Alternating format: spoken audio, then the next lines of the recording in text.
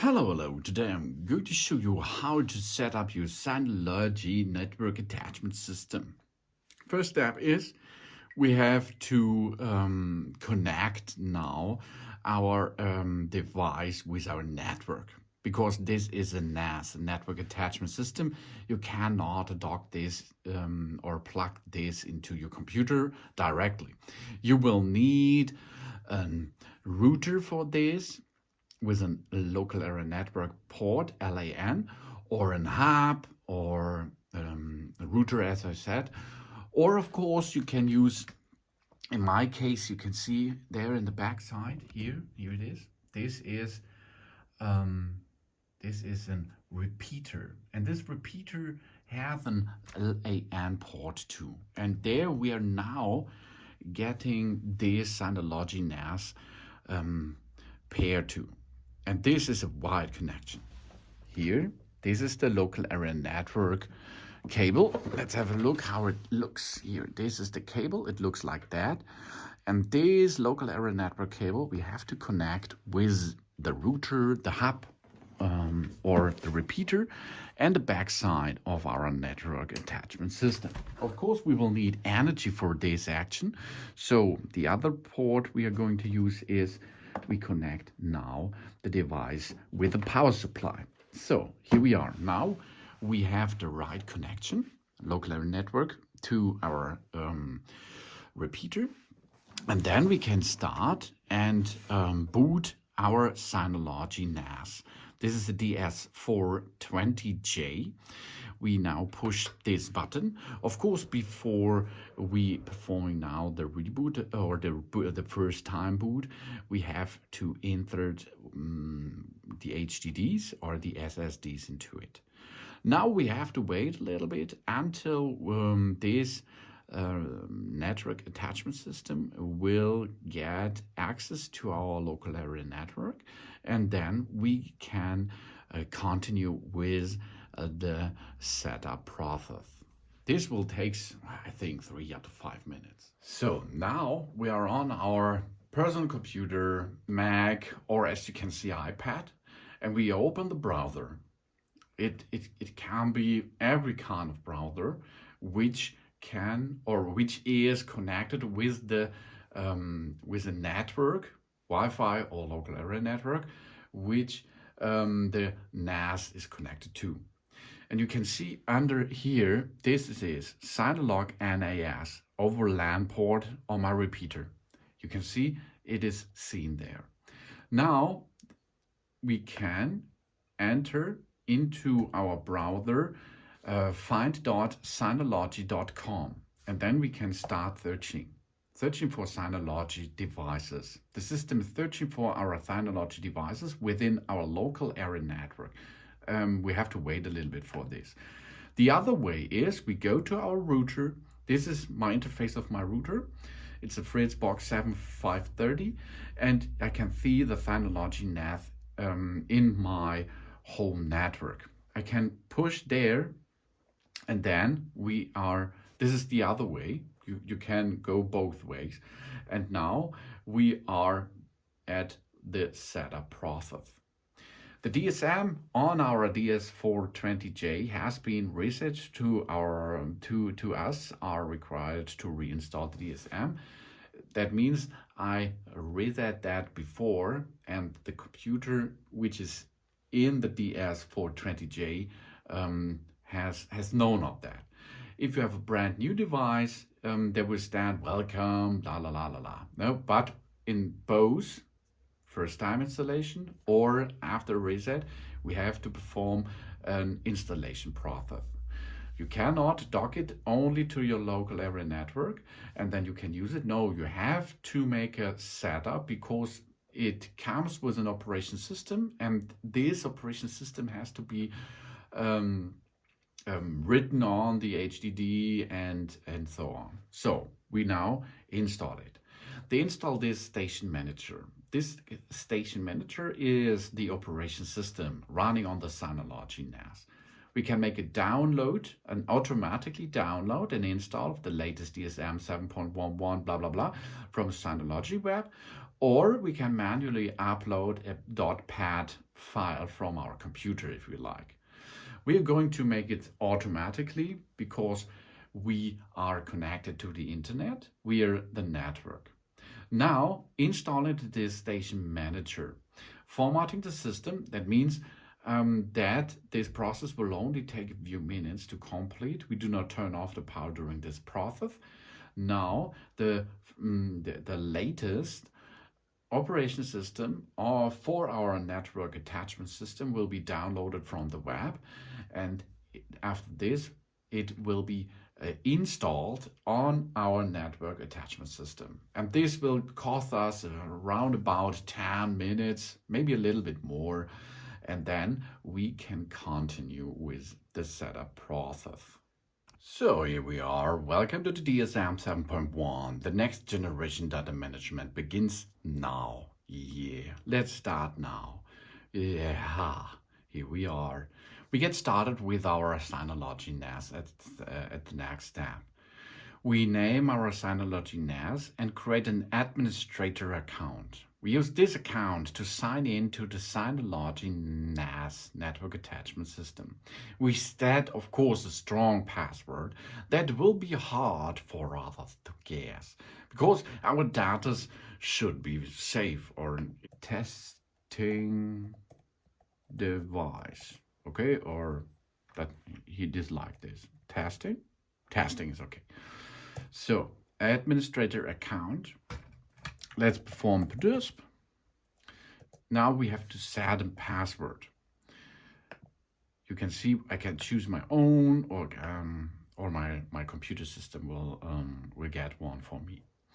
Let's try this.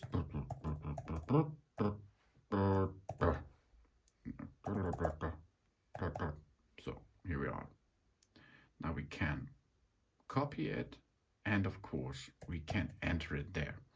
Okay, now we have a password, and we confirm the password.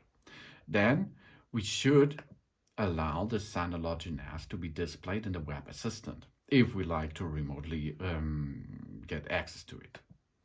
So next step. Now this account will be there. No, not now. So we select now the update option for our Synology NAS system. We select what is to do when there is a DSM and a package update available. We can choose automatically. It will be installed important DSMs and package updates only. Or we make automatically install the latest DSM and the package updates. Or we can notify us when the DSM or the package updates are available, and we can install it manually. You can choose as you own what you prefer. Now we create a Synology account to receive more benefits.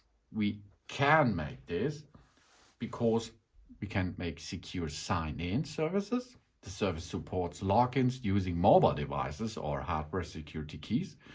We can make access to our Synology NAS from anywhere. Quick Connect is that. This is a free service that lets us access to our virtual DSM via a secure custom address and access media or files from any device with an internet connection. But you do not have to do this, of course. And around-the-clock monitoring and protection. To create a Synology account, you have to go to Create. Then, of course, we'll need an email address, a login, and a password. You can make this by your own. And after this, you can go to Continue. We're going to skip this because we does not need it for getting into our NAS in our local area network. This is a benefit, of course, for you. You can choose where you have. We are now about to miss out the many awesome features that will help us manage our device simply and effortlessly. Of course, yes. But you will make this, but this is a standard account making process. So now device analytics. Synology puts us in control of our privacy. We can change this setting, of course, at any time. They will collect devices information and hardware configurations to improve the services. We can agree this, but we does not have to agree this. We agree that, for example, now. And here we are, zack, we are now zapped into the NAS itself. It is on the screen on each browser available. If you are in your local area network, or you go to the Synology remote access thing, like before, and then you can go from all over the world if you have internet access to it. So, and here we are, we can see the system health, it's now healthy, server name, the local area network address, the uptime of this system, and now we can here see our resources monitor, the CPU, the RAM, and total. Then we can make a little quick tour if we like, or we can start now with, for example, at the file station. We can here create something, files as well. We can go to the control panel.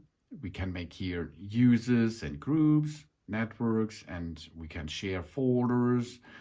Of course, before, that means if you're installing this at the first time, you have to create a folder first, okay? That means every NAS needs a format. It has to be erased, all data of it, but this is a working process easily. And then you can choose between the different types of HDD using. That means you can choose write 1, write 0, write as well, and a lot of other write options. And you can choose there the standard way. You can add, in this case, other HDDs to it, and this will be added to the folders here.